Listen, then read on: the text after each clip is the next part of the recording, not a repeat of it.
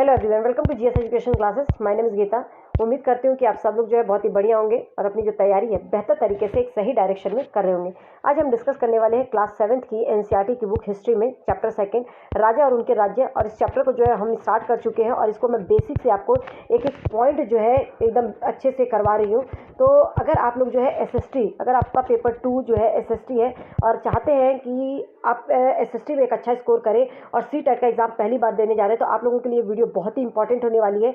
और आप लोगों को बता दूं कि एनसीईआरटी जो है, अगर आप सीटेट पेपर 2 एसएसटी की तैयारी कर रहे हैं तो एनसीईआरटी की बुक जो है मेन है। एनसीईआरटी बिना पढ़े जो है आप सोचे कि एक अच्छा स्कोर कर ले तो वो जो पॉसिबल नहीं है। बहुत सारे लोग आप लोगों को एडवाइस करते हैं कि बस प्रीवियस ईयर क्वेश्चन करके चले जाइए और आप लोग कर लेंगे, लेकिन आप लोगों को बता दूं कि एसएसटी एक ऐसा सब्जेक्ट है जिसमें सबसे जो है कम रिजल्ट रहता है। और कारण क्या है आप लोगों को खुद समझ में आ जाना चाहिए, ठीक है। तो एटलीस्ट जो चैप्टर आप लोगों को बहुत ही ईजिली जिसके नोट्स मिल जा रहे हैं, कम से कम वो एनसीईआरटी के चैप्टर्स अच्छे से कर लीजिए, जिससे कि आप लोगों को जो है वो उससे क्वेश्चंस आए तो वो आप लोगों का गलत ना हो, ठीक है। मैं खुद जो है ज्योग्राफी के आप लोगों को जो है 6th-7th क्लास की ज्योग्राफी कंप्लीट करवा चुकी हूँ। 8th क्लास की जो है स्टार्ट हुई है। हिस्ट्री में भी हम जो है 6th क्लास कंप्लीट कर चुके हैं। 7th जो है हमारी स्टार्ट हुई है, जिसमें कि मैं 2nd चैप्टर करवा रही हूँ और ये जो है मैं कंप्लीट करवा दूंगी, ये आप लोगों से मैं जो है दावा करती हूँ, ठीक है। ये मेरा प्रॉमिस है कि मैं इस चैप्टर को पूरी कोशिश रहेगी कि ये दोनों कंप्लीट करा दूँ और 5 बुक जो है हम कंप्लीट कर लेंगे। लास्ट के 4 बुक जो है रह जाएंगी, जिसमें सिविक्स है, ठीक है। मैं बार बार ये देखो, ये कई लोग सोच रहे होंगे जो मेरे से जुड़े हुए हैं तो सोच रहे होंगे कि मैं बार बार ये चीज़ क्यों बताती हूँ। तो इसका सबसे बड़ा कारण था कि कई लोग जो होंगे कि जो पहली बार ये वीडियो देख रहे होंगे तो उनको जो है इन सब चीज़ों के बारे में पता होना जरूरी है। ओके, तो चलिए स्टार्ट करते हैं। ये सब तो रही बातें, लेकिन याद रखिएगा कि अगर आप एसएसटी में एक अच्छा स्कोर करना चाहते हैं तो एनसीईआरटी जो है मेन है। लास्ट के टाइम में आप एनसीईआरटी नहीं पढ़ सकते तो एटलीस्ट जो आप लोगों को चैप्टर्स ईजिली मिल रहे हैं, इनके नोट्स जो मिल रहे हैं उनको जो है आप पढ़ लीजिए। टेलीग्राम पे मैं नोट्स सेंड करती हूँ, तो लिंक जो है मैं डिस्क्रिप्शन बॉक्स में दे दूँगी, वहाँ से जो है आप लोग जाके देख सकते हैं। प्लेलिस्ट से जाके पढ़िएगा, जिससे कि आप जो है एकदम टॉप चैप्टर वाइज जो है एक एक चैप्टर जो है कंप्लीट कर लें। ओके, तो चलिए स्टार्ट करते हैं। और हाँ, अगर आप चैनल पर नए हैं, पेपर 2 एसएसटी हो या पेपर 1 या पेपर 2 किसी की भी तैयारी कर रहे हैं और सीटेट का एग्जाम पहली बार देने जा रहे हैं, तो आप लोगों को डेफिनेटली यहाँ पर एक अच्छा मटेरियल मिलेगा। और मैं साथ में प्रीवियस ईयर के क्वेश्चन की जो प्रैक्टिस करवा रही हूँ उसको टिप्स एंड ट्रिक्स के साथ करवाती हूँ। पैडागोजी को सॉल्व करने का तरीका सिखाती हूँ, जिससे कि आप कम टाइम में ज़्यादा से ज़्यादा क्वेश्चन कर सकते हैं, ठीक है। तो अगर आप पहली बार एग्जाम देने जा रहे हैं तो आप लोग जो है चाहते हैं कि सीटेट क्लियर कर ले, तो चैनल को सब्सक्राइब कर सकते हैं। देखिए, हमने जो है कंप्लीट कर लिया था नए राजवंशों का उदय, राज्यों में प्रशासन, प्रशस्तियां, धन के लिए युद्ध, चौहान और चहमान वंश। आज हम कवर करेंगे चोल राजवंश, भव्य मंदिर और कांस्य मूर्तिकला, कृषि और सिंचाई, चोल साम्राज्य का जो प्रशासन था, भूमि के प्रकार। ये बहुत ही इंपॉर्टेंट टॉपिक है, इससे बहुत ही अच्छे क्वेश्चंस बनते हैं। हाँ, आगे देखिए, चोल वंशीय, चोल राजवंश की बात करूँ तो जो इनका क्षेत्र था ये उरयूर से लेकर तंजावुर तक। आपको यहाँ पर मैं दिखा देती हूँ, जो चोलों का जो शासन था वो उरयूर से लेकर तंजावुर शहर तक था। और चोलों में भी जो सबसे पहले जो कावेरी जो डेल्टा था ना, वहाँ पे मुटियार नाम, ये ट है, मुटियार नाम से प्रसिद्ध एक छोटे से मुखिया परिवार की सत्ता थी कावेरी डेल्टा में। कावेरी डेल्टा में प्रारंभ में कौन सा मतलब कि स्टार्टिंग में जो है कौन होता है वहाँ पे, तो मुटियार नाम से प्रसिद्ध एक परिवार था, उनकी जो है सत्ता थी, उनका जो है यहाँ पे शासन था। लेकिन जो ये मुटियार थे ना, ये कांचीपुरम के जो पल्लव राजा थे उनके मातहत थे, ठीक है। उरैयार के जो चोल वंशीय प्राचीन मुखिया, मतलब चोलों का जो मुखिया होता है सबसे प्रारंभ में जो मुखिया होता है इसका, वो विजयालय थे। ये 9वीं सदी के मध्य में इन्होंने मुटियारों को हराकर इस डेल्टा पर जो है कब्जा जमाया। कहने का मतलब जो विजयालय थे ये 9वीं सदी के मध्य में मुटियारों को क्या हरा देते हैं, ये ट है, ठीक है। मुटियारों को हराकर क्या करते हैं, कावेरी डेल्टा पर जो है कब्जा जमा लेते हैं। और मुटियार जो है ये प्रारंभ में किसके मातहत थे, तो कांचीपुरम के जो पल्लव राजा थे उनके मातहत थे। सब पॉइंट एक दूसरे से लगे हुए हैं, तो समझते हुए चलिएगा। फिर उसके बाद जो ये विजयालय है, ये यालय है, ठीक है, ये आधा ईयर नहीं होगा। विजयालय, वहाँ पर तंजौर शहर और निशुंभ सूदनी देवी मंदिर जो है बनवाया। जो विजयालय, कई बार पूछा जाता है कि निशुंभ सूदनी देवी मंदिर का निर्माण किसने करवाया था, तो याद रखिएगा कौन करवाया था, विजयालय ने, ठीक है। विजयालय ने जो है इस मंदिर का निर्माण करवाया था। राजराज प्रथम राजा बने, और राजराज जो है प्रथम, फिर उसके बाद जो है मतलब चोलों का सबसे पहली बात जो चोल राजवंश की स्थापना की थी वो तो विजयालय थे। फिर सबसे पहले जो राजा बने राजराज प्रथम, ठीक है, वह सबसे शक्तिशाली चोल शासक माने जाते हैं। कौन, राजराज प्रथम जो है सबसे शक्तिशाली शासक माने जाते हैं। फिर उसके बाद जो है राजेंद्र प्रथम, जो राजराज के पुत्र थे, इन्होंने गंगा घाटी, श्रीलंका और दक्षिण पूर्व एशिया के देशों पर हमला किया। तो गंगा घाटी, श्रीलंका और दक्षिण पूर्वी एशिया को अपने राज्य में मिलाने वाला कौन शासक था? तो याद रखिएगा, चोलों का प्रसिद्ध शासक राजेंद्र प्रथम।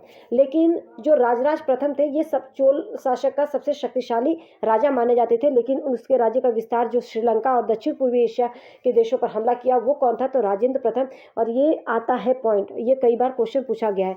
वह इन अभियानों के लिए जो है एक जल सेना जो है इन्होंने बनाई थी। तो जल सेना किसने बनाई थी? राजेंद्र प्रथम ने। क्लियर हो गया होगा। अब हम आगे बात करते हैं भव्य मंदिर के निर्माण के बारे में। भव्य मंदिर और कांस्य मूर्ति कला, ठीक है। तो राजराज और राजेंद्र प्रथम ने तंजावुर, गंगईकोंड, चोलपुरम में एक अनेक मंदिर बनाए, ठीक है। यहाँ पे देखिए, मैं दिखा देती हूँ, यहाँ पे एक मिनट, जो ये दिख रहा है ना, यहाँ पे राजराज प्रथम और राजेंद्र प्रथम ने जो है गंगईकोंड, चोलपुरम में जो है, यहाँ पे जो है इन्होंने बहुत सारे मंदिरों का निर्माण करवाया था। ओके, तो एक मिनट, हाँ, तो इस टाइम पे जो है इनके चोलों के समय में जो है बहुत सारे मंदिरों का निर्माण हुआ। तंजावुर शहर में जो है अनेक मंदिर बनवाए थे राजराज प्रथम और राजेंद्र प्रथम ने। मंदिर सिर्फ पूजा आराधना के ही केंद्र नहीं था, मतलब वहाँ पे केवल पूजा आराधना ही नहीं होता था, बल्कि वहाँ पे आर्थिक, सामाजिक, सांस्कृतिक जीवन के केंद्र भी थे। मंदिर के आसपास देखेंगे तो बहुत सारे जो है पुरोहितों का, जो माला बेचने वाले होते थे, बावर्ची, मेहतर, संगीतकार, नर्तक, इन सब की बस्तियाँ थी। तो एक तरह से इन सब का जो है यहाँ पर जो है इनका भी आगे की जो है, मतलब कि एक तरह से इनका भी आर्थिक रूप से जो है इनकी कमाई होती थी, इनके मतलब कि इनकी संस्कृति देखने को मिलती थी, ठीक है। मंदिर में जो है शिल्प केंद्र के रूप में उभरे थे, जो मंदिर थे वो शिल्प केंद्र के रूप में उभरे थे। कौन से काल में? चोल वंश में। चोल वंश में जो मंदिर है वो शिल्प केंद्र के रूप में उभरे और बहुत ही भव्य मंदिरों का निर्माण हुआ था। बहुत बड़े बड़े मंदिर इस काल में जो है बनाए गए थे। आगे बात करते हैं कृषि और सिंचाई को लेकर।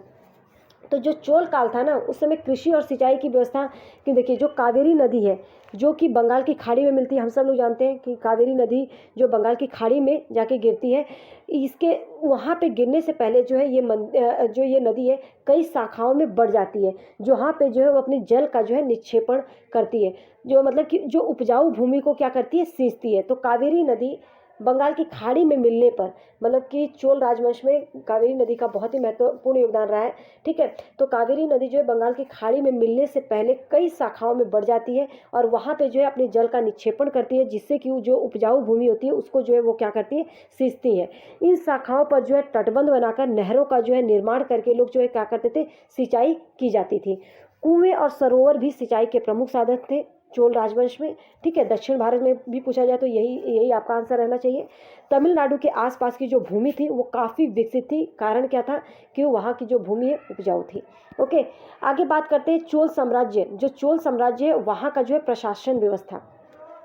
तो जो चोल साम्राज्य है वहाँ की प्रशासन व्यवस्था के बारे में ये जितने भी पॉइंट हैं, कृपया करके मैं यही आप लोगों से रिक्वेस्ट रहेगी कि इन पॉइंट को बेसिक, मतलब एक एक चीज़ जो है आप बहुत ही अच्छे से याद करिएगा और इनको लिख लीजिएगा। आप लोगों को लग रहा होगा कि मैं ऐसे ही, देखिए ये नोट्स मैंने आप लोगों के लिए प्रिपेयर किया है, बहुत ही मेहनत लगती है, बहुत टाइम लगता है कंटेंट को रेडी करने में। इसका फ़ायदा मुझे तब होगा जब आप लोग इससे फ़ायदा उठाएं कि अगर इस टाइप का क्वेश्चन आए तो आप उसको जो है गलत ना करें, ठीक है। तो देखिए, जो ऊर है, ऊर किसे कहा जाता था?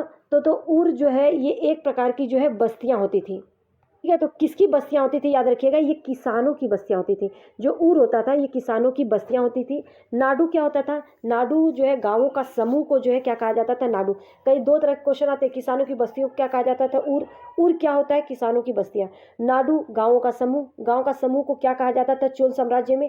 नाडू, ठीक है। ग्राम परिषद और नाडू ये जो है न्याय करने और कर वसूलने का कार्य करते थे। तो न्याय करने और कर वसूलने का कार्य कौन करता था? ये भी आप लोगों को पता होना चाहिए, ग्राम परिषद और नाडू, ठीक है। नाडू के कामकाज पर जो है वेल्लाल जाति के जो धनी किसान थे, वेल्लाल जो है किसानों के लिए बोला जाता है ना, जो धनी किसानों का जो है नियंत्रण था। धनी जो भूस्वामी थे उनको जो है सम्मान के रूप में उपाधियों और महत्वपूर्ण राजकीय पद दिए जाते थे, जैसे कि मुवेंद बेलन, ठीक है। जो धनी भूस्वामी थे उनको सम्मान के रूप में उपाधियां दी गई थी, जैसे कि मुवेंद बेलन, और इसका मतलब होता है 3 राजाओं को अपनी सेवाएं प्रदान करने वाला, ठीक है। 3 राजाओं को अपनी सेवाएं प्रदान करने वाला वेलन। वेलन होता है किसान, ठीक है। तो जो धनी किसान होते थे उन्हें धनी भूस्वामी, इनको सम्मान के रूप में उपाधि दी जाती थी, जिसे कि मुवेंद बेलन बोला जाता था।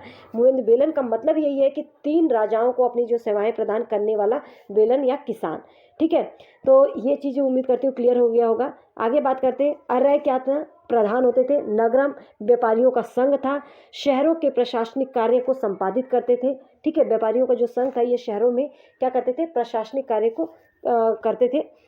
तमिलनाडु के जो है चंगलापुट जिले में उत्तर मेरू से प्राप्त एक अभिलेख मिला है जिसमें ब्राह्मणों की सभा के संगठन का प्रारूप वर्णन किया गया है। तो तमिलनाडु में ब्राह्मणों की सभा के संगठन का जो प्रारूप का वर्णन किया गया है वो किस अभिलेख से पता चलता है? तो याद रखिएगा, उत्तर मेरू अभिलेख से। ठीक है, उत्तर मेरू अभिलेख से पता चलता है कि ब्राह्मणों के सभा के संगठन का जो प्रारूप का वर्णन किया गया है किसमें? उत्तर मेरू अभिलेख में। समिति के सदस्यों का जो चुनाव होता था वो किस प्रकार किया जाता था? तो ये लॉटरी के द्वारा किया जाता था। ठीक है, आगे अगर हम बात करें तो चोली साम्राज्य में भूमि के प्रकार बताए गए हैं। चोल साम्राज्य में क्या बताया गया है? भूमि के प्रकार, और ये बहुत ही इंपॉर्टेंट है। देखिए, ये आपके एनसीईआरटी का ही है। कई प्रकार की भूमि है जिसमें कि सबसे पहले वेलन वगाई। तो वेलन वगाई किस प्रकार की भूमि होती थी? जो गैर ब्राह्मण किसान स्वामी की भूमि होती थी। गैर ब्राह्मण किसान, जो किसान तो होते थे लेकिन वो ब्राह्मण नहीं होते थे, तो किसान स्वामी की भूमि होती थी। ब्रह्मदेव ब्राह्मणों को जो उपहार में दी गई भूमि होती थी। शाला भोग किसी भी विद्यालय के रख रखाव के लिए जो भूमि दी गई थी। ठीक है, तो वेलन बगई गैर ब्राह्मण किसान स्वामी की भूमि होती थी। ब्रह्मदेव ब्राह्मणों को जो उपहार में दी जाती थी भूमि। शाला भोग किसी विद्यालय के रख रखाव के लिए जो भूमि प्रदान की जाती थी। देवदान या तिरुमट्टुकनी जो होता था ये मंदिरों को जो उपहार में दी जाती थी भूमि। पल्ली चंदम जैन संस्थानों को जो है दान में दी गई भूमि।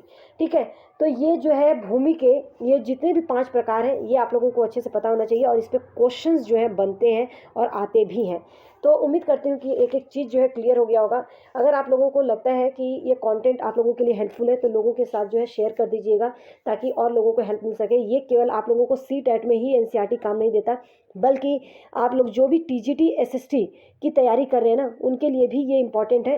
तो याद रखिएगा, जो भी चीज़ पढ़े, अगर एनसीईआरटी पढ़ रहे हैं तो उसको बहुत ही बेहतर तरीके से करें। और मेरी कोशिश यही रहती है कि जिस भी चैप्टर से बहुत ज़्यादा कंटेंट होता है, बहुत ही अच्छा, जिससे क्वेश्चंस बहुत अच्छे बनते हैं, उनको जो है मैं ऐसे ही PPT के थ्रू, मतलब कि PDF आप लोगों को प्रोवाइड कर देती हूँ। ऐसे ही PPT के थ्रू जो है पढ़ाती हूँ, पूरा हाईलाइटेड नोट्स आप लोगों को प्रोवाइड करती हूँ। तो इसका फ़ायदा उठाइए, पूरा फ्री ऑफ कॉस्ट नोट्स है ये।